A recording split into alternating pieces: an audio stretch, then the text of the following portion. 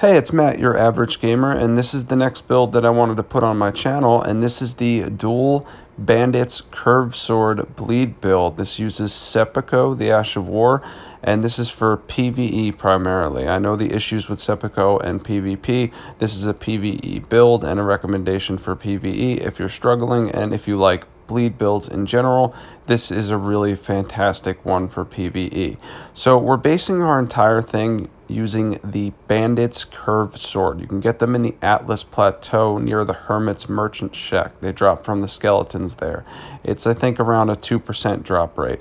As you can tell, we're using jump attacks to do massive damage with bleed damage as well. It kind of works like the Twin Blade build, except it's a different style. I think personally I like the Twin Blade better, but this is pretty awesome too, and it works fantastically against any enemy that can basically bleed in Elden Ring. You can absolutely annihilate everything, and as you can tell there, I didn't even need to bother to dodge or anything because they just get obliterated by it.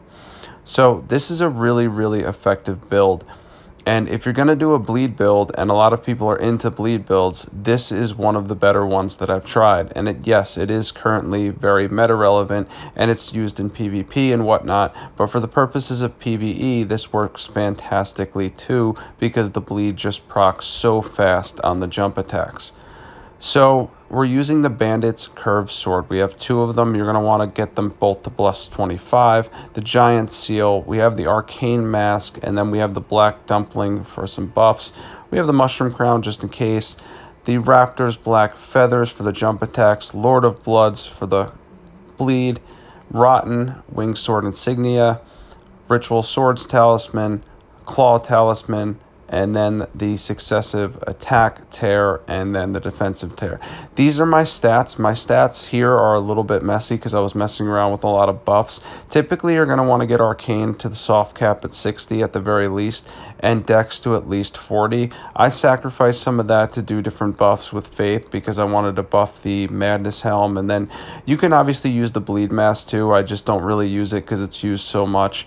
But there's a whole bunch of things you can do with buffs. I was using Golden Vow and, you know, Flame Grant Me and Howl and all that kind of stuff. So that's why my Faith was where it was at. But if you're not going to do the buffs, then you just want to soft or hard cap Arcane, get as much as you can as possible out of it, and then get high Dex too, because those are going to be your two scaling points. As you can tell there, I had to chase him down because I made a mistake and didn't do a jump attack, but it did massive damage to the Fire Giant. This is on Journey 5, by the way. It's got like 50,000 health, and it phased him in just 30 seconds.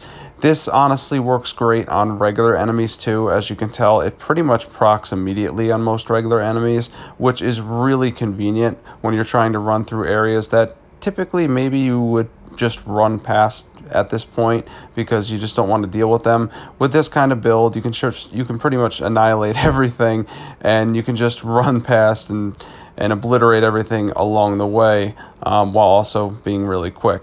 So this is the Godskin duo here. As you can tell, again, Journey 5-ish. I didn't show the entire fight because I did the same thing literally twice with the sleeping pots.